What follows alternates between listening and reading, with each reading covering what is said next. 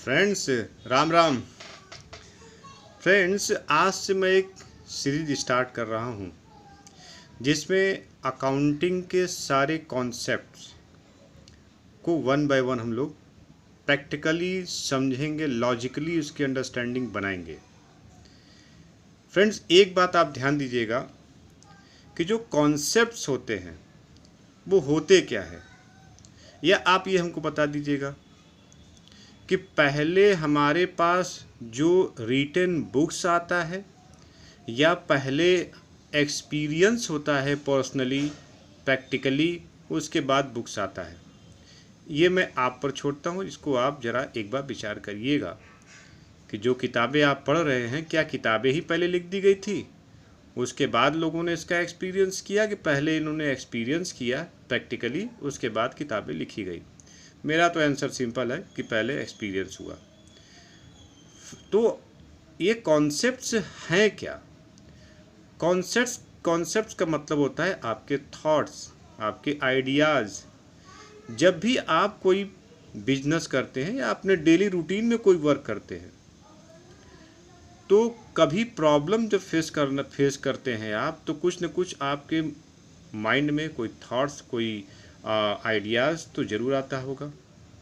अगर उस थॉट और आइडियाज़ से आपने अपने प्रॉब्लम्स को सॉल्व किया, ठीक है, सॉल्व हो गया, और ऐसे ही प्रॉब्लम्स आपके फ्रेंड सर्किल में, आपके फैमिली वालों में ने फेस किया, और जैसा आपने प्रोसेस अपनाया था ठीक उसी प्रोसेस से वहाँ भी आपने डील किया, वो भी सोल्यूशन हो गया।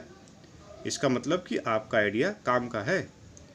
और उसी आइडिया को थोड़ा और हम स्प्रेड कर दें, उसका और हम एक्सपेंशन कर ले अगर, तो अब मार्केट में चलिए, सोसाइटी में चलिए, सेम प्रॉब्लम अगर वहाँ पे अराइज होता है और आप अपने जो आइडियाज़, जिसकी वजह से आपने अपना प्रॉब्लम सॉल्व किया, अपने फैमिली मेम्बर्स का सॉल्व किया, अपने फ्रेंड्स का सॉल्व किया, उसी आइडिया के कारण ही अगर सोसाइटी इन लार्ज जो है उस प्रॉब्लम को सॉल्व किया जा रहा है, तब तो बात बन गई। यही तो आपका कॉन्सेप्ट हो गया कि इंडिविजुअल लिमिटेशन से जो इंडिविजुअल बाउंड्री होती है, उसको अगर क्रॉस करके पब्लिक एट लार्ज में कोई थॉट्स प्रोसेस किसी प्रॉब्लम्स के सॉल्यूशन में हेल्प करना शुरू कर देता है, इट बिकम्स अ कॉन्सेप्ट।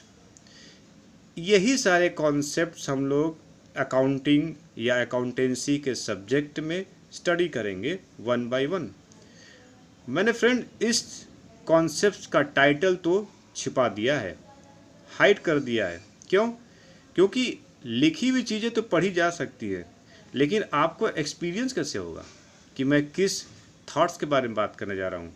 पहले हम एग्जाम्पल देखते हैं कि उस एग्जाम्पल में आपके माइंड में कौन सा आइडिया आता है। उसके बाद अगर आइडिया आपका जो थॉट बुक में दिया गया उससे मैच कर गया, इसका मतलब कि हम लोग सही रास्ते पे चल रहे हैं।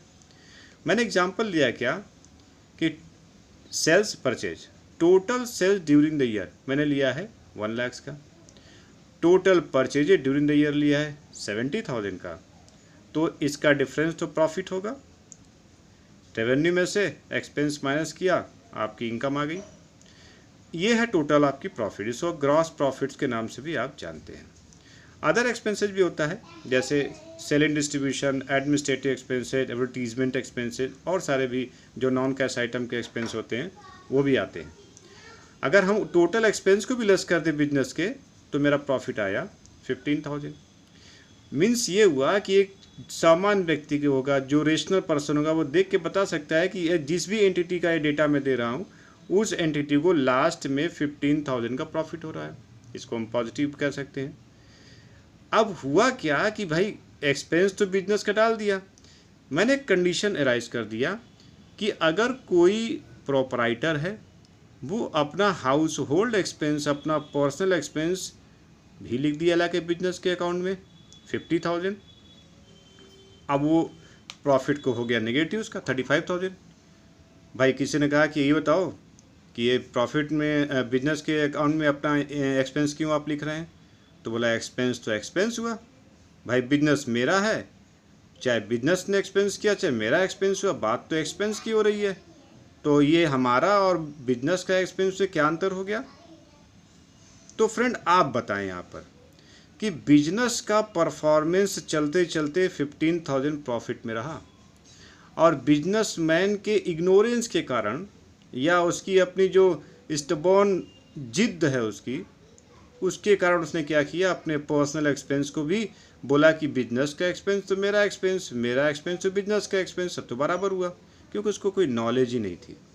तो आप जैसे लोगों के आइडियाज़ आने शुरू होंगे, अरे अगर एक इंडियन क्रिकेट टीम की 11 प्लेयर्स मिल कर के इंडिया का स्कोर जो है वो स्कोर करते हैं 400 और सेलेक्टर को सेलेक्ट करना है उसमें से अच्छे बैट्समैन और बॉलर को, तो बॉलर और बैट्समैन अगर बैट्समैन ये कहे कि 400 स्कोर किया मैंने, मेरा सिलेक्शन तो हो ही जाना चाहिए, तब तो ये हमें लगता है कि इलॉजिकल है।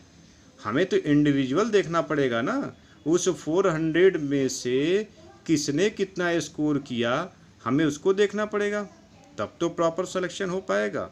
यानी हमें परफॉर्मेंस चेक करने के लिए हमें सारे प्लेयर्स को इंडिविजुअल ऑब्जर्व करना पड़ेगा। इतनी बातें क्लियर फ्रेंड? वैसे ही इस जो प्रॉब्लम्स मैंने दिया कि बिजनेस ने तो प्रॉफिट कमाया, अगर आप देखें तो बिजनेस ने तो प्रॉफिट कमा लिया, लेकिन इस ट्रेडर के इग्नोरेंस के कारण वो कहता है कि बिजनेस का खर्च मेरा भी खर्च तो है, दोनों तो खर्च ही खर्च है, तो मैं अपना खर्च क्यों ना लिखूं। तब यहाँ पे एक आइडिया कि ओके भाई, प्रोप्राइटर तो मालिक है, वो कुछ भी कर सकता है। तो जो थॉटफुल पर्सन उन्होंने कहा कि नहीं नहीं नहीं, तब तो बिजनेस के परफॉर्मेंस को हम चेक नहीं कर पाएंगे। फिर क्यों नहीं कर पाएंगे? क्योंकि इसमें मालिक इन्वॉल्व हो गया है, मालिक का एक्सपेंस इन्वॉल्व हो गया, मालिक का इनकम भी इन्वॉल्व हो सकता है। तो हम लोगों ने क्या सोचा कि क्यों ना एंटिटी को प्रोप्राइटर से अलग ही कर दिया जाए। इस तरह से प्रोप्राइटर अपना देखे, एंटिटी अपना देखे। हालांकि उसको तो ऑपरेट करना है प्रोप्राइटर को ही या मैनेजर को करना है, लेकिन यहाँ पे क्या होगा कि एंटिटी को बिजनेसमैन से अलग कर दिया गया। फ्रेंड्स, मुझे लगता है कि आपको जो मैं समझाना चाह रहा हूँ आप उसके करीब हैं।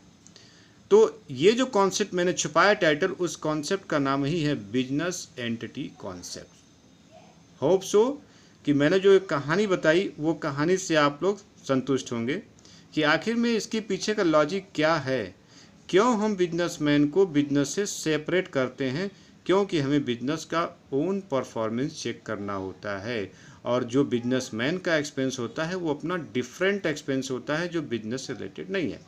अब इसका इफेक्ट क्या होना है फ्रेंड, उसको देख लेते हैं।